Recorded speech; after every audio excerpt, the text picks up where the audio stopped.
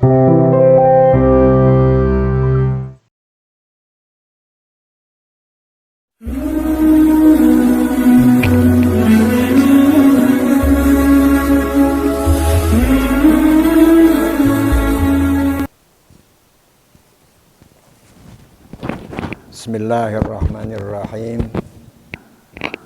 Wa an Abi Hurairah radhiyallahu anhu anin Nabi sallallahu alaihi wasallam qala. Dari Abi Hurairah radhiyallahu anhu dari Nabi sallallahu alaihi wasallam bersabda, Man nafasa, siapa orang yang melapangkan, ya sudah betul. An mu'min, kepada seorang beriman, kurbatan, suatu kesulitan, suatu kesusahan, min kurabid dunya, dari kesusahan dunia, nafasallahu anhu, Allah lapangkan anhu, kepada orang mukmin yang melapangkan tadi, kurbatan min kurabi yaumil kiamah, kesulitan dari kesulitan hari kiamat. Waman yassaro ala muksir, dan siapa orang yang memudahkan bagi orang yang kesulitan, yassarahullahu alaihi fid dunya wal akhirah, Allah akan mudahkan kepadanya di dunia dan di akhirat. Waman satara musliman, dan siapa orang yang menutupi orang Islam muslim aibnya, jadi yang ditutupi ya, sattarahullahu, Allah akan tutupinya di dunia wal akhirah, dan di akhirat ya. Itu poinnya ya, itu dulu ya kita bahasnya. Siapa orang yang melapangkan seorang mukmin dari kesulitannya, dari kesusahannya,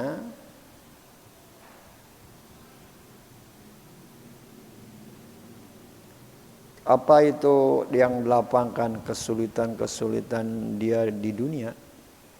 Ya emang di dunia ya. Jadi kalau kita melapangkan kesulitan orang di dunia apa saja ya yang dilapangkannya itu, bukan hanya berbentuk materi, apa saja yang ia mendapat kesulitan kita tolong. Nanti kita dibalas oleh Allah. Apa balasnya? Nanti kita akan ditolong daripada kesulitan di akhirat. Satu, sikap kita begini.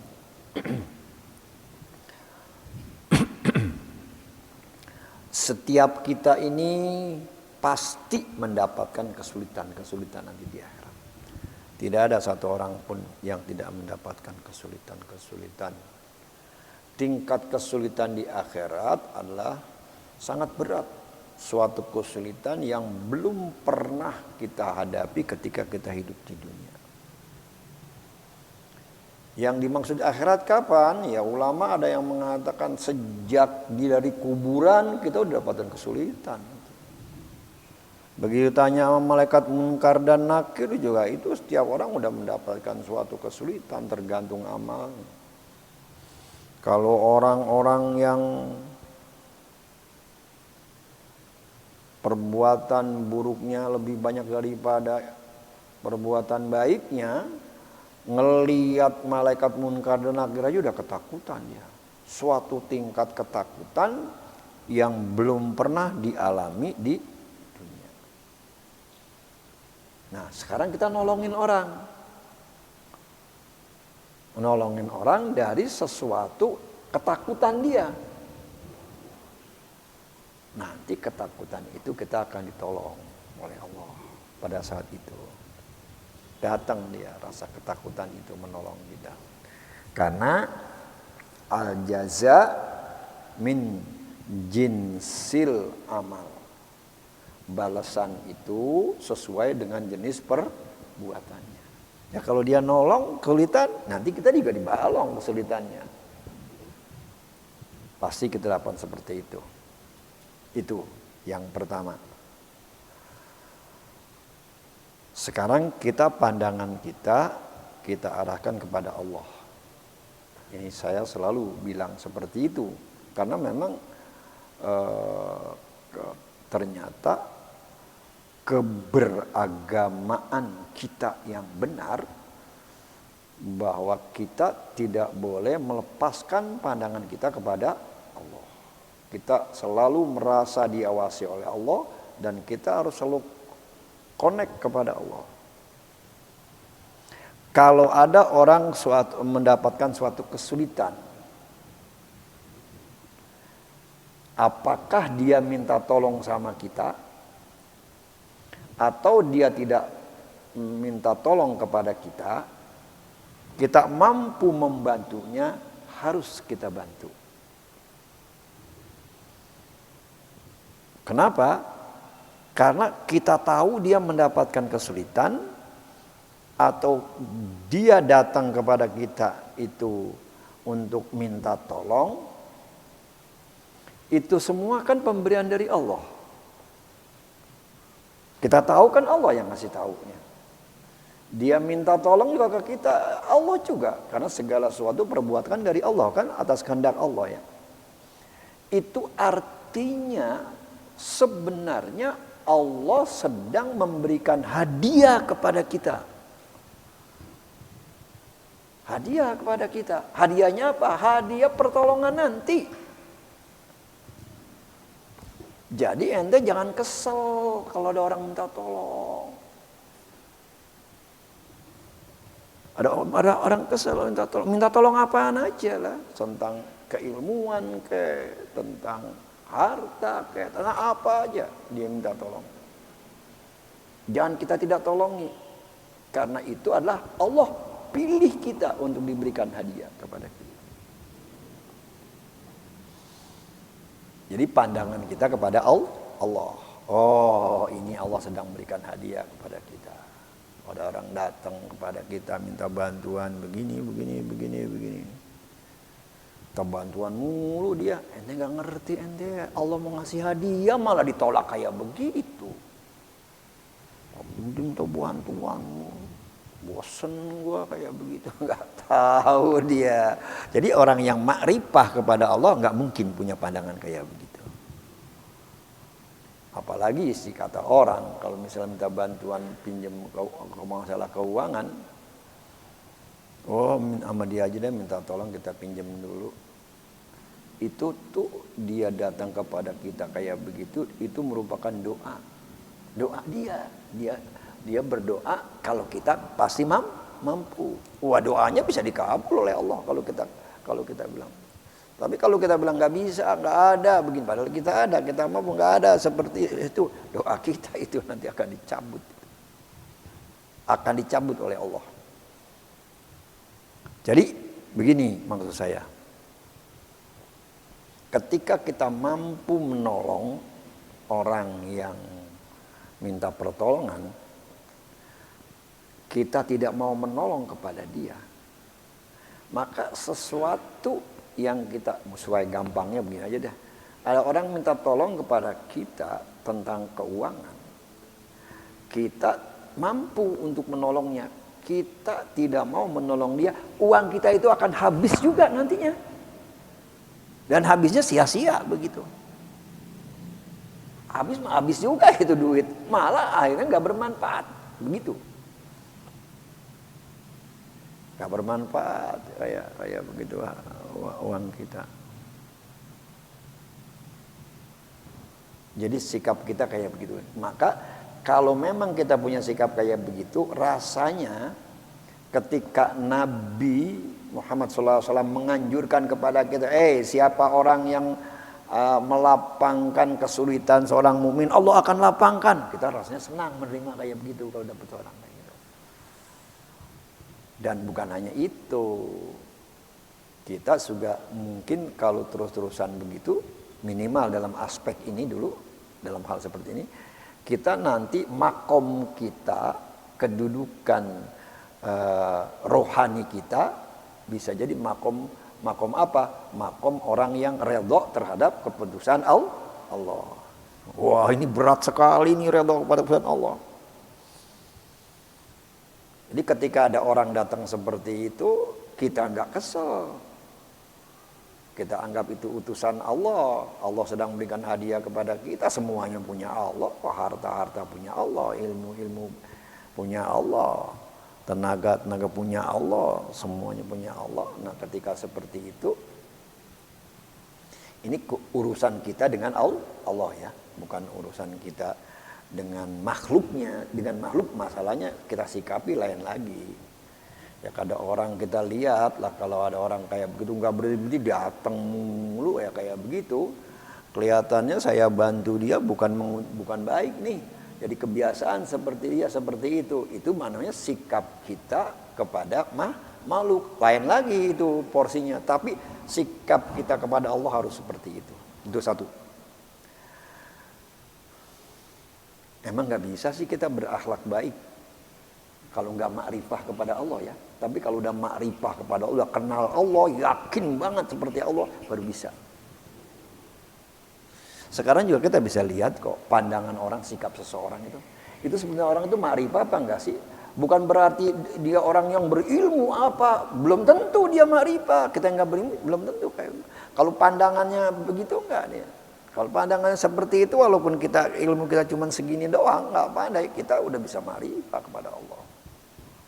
Makanya ada yang bilang, untuk menjadi orang yang soleh, untuk menjadi orang yang bertakwa, itu enggak harus syaratnya kita pintar dulu. Tentang agama, enggak begitu. Begini aja juga kita enggak perlu kan, udah tahu gini udah enggak perlu. Oh udah. Kalau ada masalah begitu, saya sikapinya, saya ingat kepada Allah dulu. Itu hubungan kita kepada Allahnya. Tapi di sini dikatakan lain lagi. Wa man yassara ala mu'sirin yassarahullahu alaihi fid dunya wal akhirah.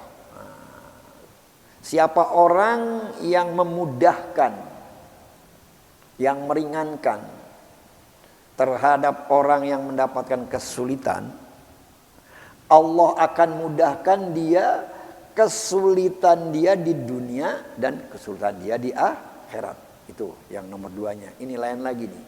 Ini biasanya ini para pensarah hadis ini dia ngasih contohnya tentang keuangan. Siapa orang yang yassaro, memudahkan ya, memudahkan, yasir ya, yusro. Orang yang kesulitan, siapa nih orang kesulitan ini? Biasanya kalau saya baca-baca di buku penjelasan salah ini orang yang punya utang. Utangnya udah jatuh tempo untuk bayar. Kita tagih atau kita nggak tagih, dia datang sendiri, nggak belum punya duit gitu. Saya nggak sanggup bayar. Ini beneran ya orang yang saya nggak sanggup bayar seperti itu. Itu tunda, suruh tunda. Itu maksudnya nih. Jadi kesulitan dia kita mudahkan, tunda aja nanti. Kayak begitu. Ya nggak apa-apa nanti kau punya duit. Bahkan ada hadis yang menjelaskan begini kalau masalah keuangan. Luar biasa nih, hebatnya nih. Kalau kita memberikan pinjaman kepada orang lain, itu pahalanya sama dengan kita sedekah sejumlah uang itu. Kan beda. Kalau sedekah mau duit kita nggak kembali lagi. Kalau itu kembali. Kenapa? Ini kalau benar-benar kasusnya, sebabnya ketika dia pinjam kepada kita, dia memang betul-betul butuh uang itu. Begitu ya. Betul-betul butuh. Tapi kalau kita sedekah, kita berikan kepada orang, mungkin Orang itu butuh, tapi tingkat kebutuhannya belum tentu sama dengan orang yang pinjam. Berarti kan dia lebih butuh lagi. Ya kita sedekah sama orang lain, dia butuh sih, tapi tingkat kebutuhannya tidak seperti orang yang pinjam. Kalau orang pinjam betul-betul butuh. Maka selama itu dia sama dengan sedekah. Setiap hari dia. Nah, maka dari itu orang-orang soleh ketika sudah jatuh tempo harus dikembalikan. Lalu dia tawari, masih butuh enggak? Kalau masih butuh nanti aja enggak apa-apa bulan depan. Begitu dia bilangnya. Ini namanya memudahkan, butuh bulan depan aja. Sebab kenapa? Dia mengharapkan pahala. Enak kita kalau pinjam duit sama orang kayak gitu ya. Hah? Iya, jarang-jarang ya, emang jarang ini karena high class nih ya. Kelas imannya kelas iman yang tinggi yang kayak begitu, jarang-jarang kayak begitu. Yang ada mah bukan begitu, malah barangnya diambil. Iya kan, barang itu kalau juga bayar baru diambil barangnya, masya Allah. Itu orang yang seperti itu nanti akan dapat. Kalau memang benar-benar dia sulit gitu ya, bukan dia mengada-ada ya. Kalau dia sebetulnya sih nggak perhatian, nggak apa boleh begitu. No, kayak begitu dibolehkan karena dia sudah berbuat zolim kalau begitu. Terus katanya malah yang terbaik bukannya ditunda, diapain? Ya udah disedekahkan aja deh, dikasih hadiah aja deh, udah nggak usah ada bayar gitu, kasih hadiah aja. Wah itu pahalanya lebih lain. Itu bisa kita lakukan, kita ini bisa lakukan itu. Manakala pandangan kita itu kita tujukan kepada hadis seperti ini. Ya udah saya nggak terlalu butuh tuh, ya uang ini udah nggak apa-apa. Nanti kita pasti akan mendapatkan suatu kesulitan. Allah tolongin di dunia. Tapi dengan catatan kita bilang seperti itunya harus ikhlas karena Allah. Jangan minta begitunya itu dengan harapan begini. Ya udah dah kita kasih aja dia hadiah. Ya begitu, nggak usah dikembaliin dah ya. Dengan harapan saya minta nanti kalau saya dapat kesulitan di dunia akan dibalas tolonglah Allah. Dapat begitu, cuman pahala dapat nggak? Kagak. Pahala nggak dapat karena kan inamal amalu binniyah. Boleh nggak begitu? Boleh. Siapa yang bilang nggak boleh? Boleh ya, biarin dah. Nggak apa-apa ya, doain aja ya. Ntar saya kalau sulit apa-apa, saya ditolongin sama orang. Dia pengennya dibalas di dunia kayak gitu ya. Boleh, nggak apa-apa. Masih bagus juga orang kayak begitu kan. Cuma nanti di akhiratnya dia nggak dapat. Nggak apa-apa kalau memang dia cinta sama dunia. Karena orang itu kan berarti cintanya sama dunia, lebih mementingkan dunia sama akhirat. Udah. Jadi itu biasanya dijelaskannya ini masalah keuangan. Kalau yang man yasar. Kemudian yang ketiga, waman satara musliman satarahullahu fid dunya wal akhirah. Masya Allah. Siapa orang yang menutupi aib muslim, ada aibnya dia tutupi. Artinya dia tahu dia punya aib, tapi dia nggak sampaikan kepada orang lain. Allah akan tutupi aib dia di dunia dan di akhirat. Kita punya aib nggak sih? Punya lah. Nggak ada orang yang nggak punya aib. Bahkan ada yang bilang kalau aib kita dibuka oleh Allah kayak begitu. Mungkin orang yang paling cinta kepada kita pun benci sama kita. Gitu. Kalau dosa kita dibuka oleh Allah merupakan suatu aib, merupakan suatu kotoran, orang yang paling cinta kepada kita pun benci. Maksud saya begini. Aibnya misalnya ini aibnya yang lain lagi. Kalau misalnya satu kejahatan kemudian Allah balas dengan sesuatu, Allah tampakkan dengan kejelekan, misalnya kejahatan mata kita nih ya. Lalu setiap kali kita melihat sesuatu yang haram, Allah bikin mata kita di sini belekan, keluar tai mata, begitu maksud saya. Kira-kira kalau begitu istri kita demen nggak sama kita? Enggak. Jadi aib kita banyak banget ini sebetulnya. Aib kita kepada Allah ya, juga kepada banyak banget. Jadi kalau toh aib kita dibuka, orang yang paling cinta kepada kita pun pasti akan benci.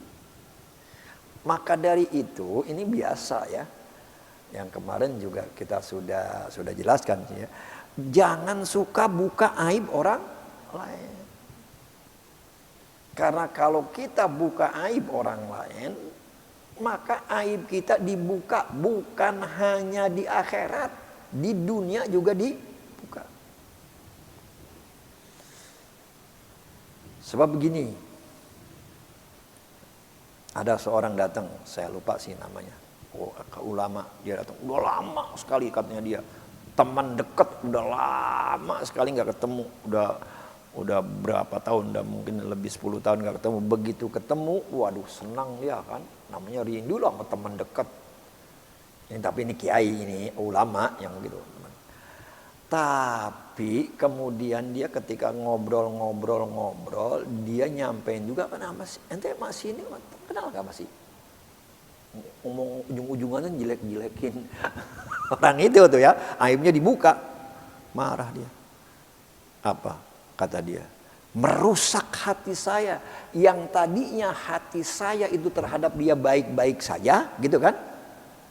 Karena aib dia dibuka, kan jadi hati kita, sikap kita kepada dia kan jadi jelek gitu. Kotor hati kita kepada dia. Itu sebabnya kenapa aib itu. Jadi kalau diceritain aibnya si Fulan, dia aibnya begini, jadi sikap kita sama Fulan sekarang lain, jadi kotor. Membuka seperti itu. Jadi jangan buka. Ini perlu latihan ini. Kalau orang yang suka buka aib orang lain, mulutnya gatel, udah pengen ngomong aja, udah bilang kayak begitu ya. Jangan kayak begitu ya, aib orang lain. Kita harus latih diri kita, ingetin hadis. Jika perlu memang hadis ini kita hafalin. Jadi kapan kalau hafalan itu fungsinya, yaitu kalau ada suatu kasus, kemudian kita jadi ingat. Begitu aja itu fungsinya ngapal kita sesuatu. Jadi kita ngapalnya kapan dibutuhkan dia muncul, bukan kita ngapal, ngapal ini buat ceramah, bukan buat ceramahnya ya. Kita ngapalnya karena kapan ada masalahnya dia akan menangani seperti itu. Sampai akhirnya Allah mengatakan Rasulullah menjelaskan, wallahu fi aunil abdi makanal abdu fi auni akhi. Allah itu selalu menolong hambanya selama hamba itu menolong saudaranya. Pasti itu begitu. Jadi ini nilai ini harus kita pegang. Allah menolong seorang hamba selama hamba itu. Kita ada suatu kesulitan. Rasanya kok nggak ada yang mau menolong karena ente kagak mau menolong orang lain, begitu. Pada saat ada kebutuhan orang lain tolong, kayak begitu. Jadi akhirnya kita nggak ditolong. Kalau kita menolong orang lain, pasti Allah akan menolong kita. Tapi sekali lagi level iman seperti kita, ketika kita menolong orang lain, kita niatkan karena kita melaksanakan perintah Allah. Ibadah itu dulu aja ya kita, karena level iman kita seperti ini. Kalau nanti level imannya sudah naik sih nggak perlu begitu. Kenapa? Karena udah pasti begitu, udah pasti nggak niatin juga niatnya dia udah seperti itu. Kalau kita belum, kita masih, maksud saya gimana level orang seperti, karena kita ini masih banyak pandangan kita itu tertuju kepada makhluk itu kan. Kita lebih banyak makhluknya masih. Mungkin kepada Allah 10% kali makhluknya 90%. Tapi kalau kita sudah punya sikap pandangan kita ini kepada Allahnya sudah lebih banyak, udah 90% makhluknya 10%, waduh cakep itu. Walaupun mereka sih ada yang sudah 100% pandangannya pada Allah.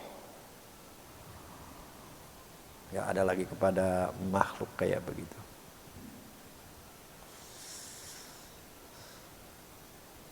Semua itu bagi kita, ya kita belajar sendiri aja dah.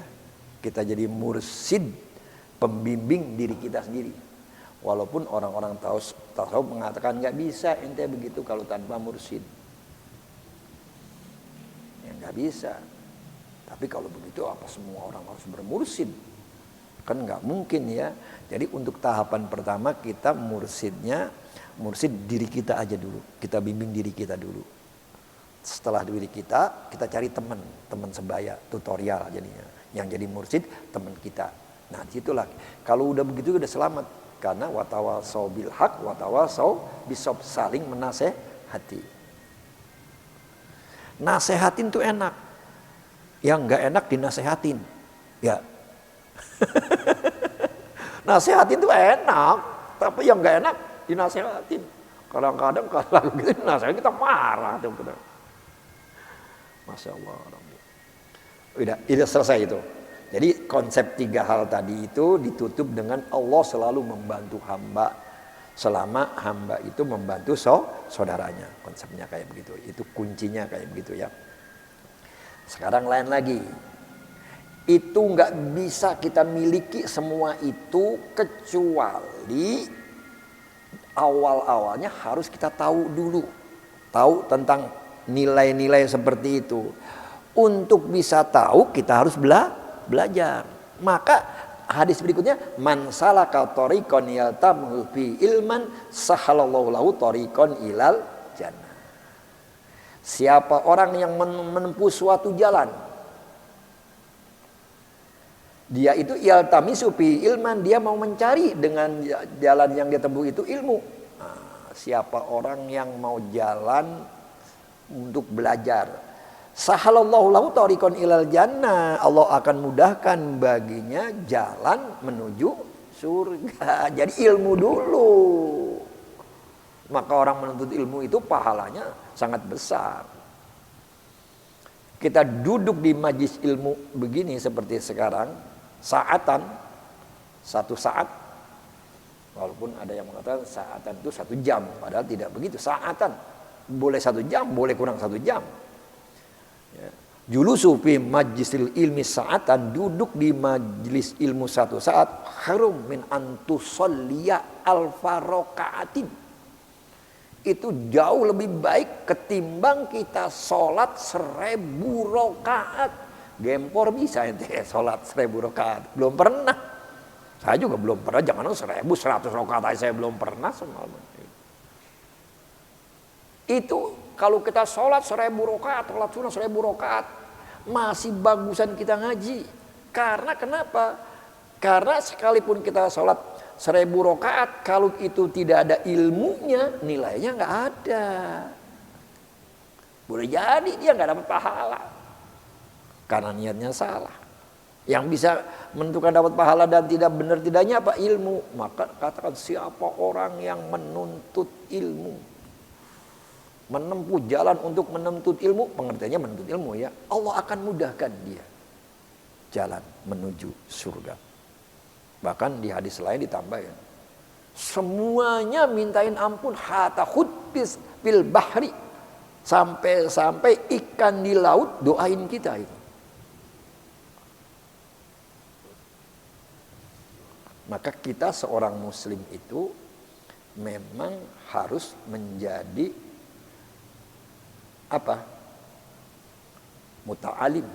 Orang menjadi orang yang selalu belajar sampai mati. Itu kan ya. Kita tahu kan, utubul ilma minal mahdi ilal lahdi. Dari ayunan sampai ke lahid. Lahdi itu apa lahad? Lahad artinya liang lahad. Minal mahdi, mahdi itu ayunan ya. Ilal lahdi sampai ke lahad. Jadi kita harus seperti itu. Nggak boleh berhenti kita.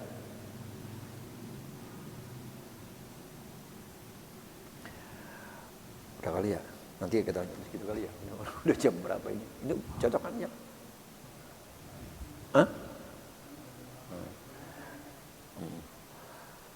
Majtama'a qaumun bi baitin min buyutillahi yatluna kitaballahi wa yatadarasunahu bainahum illa nazalat alaihimus sakinatu wa ghasyiyatuhumur rahmatu wa hafathumul malaikatu wa dzakarallahu fi ma indahu. Dah situ aja ya. Siapa orang yang berkumpul, suatu kaum berkumpul di mana? Di salah satu rumah dari rumah Allah. Maksudnya apa nih? Rumah Allah. Masjid. Masjid ini dibangun rumah Allah. Siapa orang yang berkumpul di masjid, yatluna kitab Allah, baca Quran, baca kitab Allah. Wa yatadarasunahu, dan mereka saling belajar bainahum, di antara mereka belajar di masjid.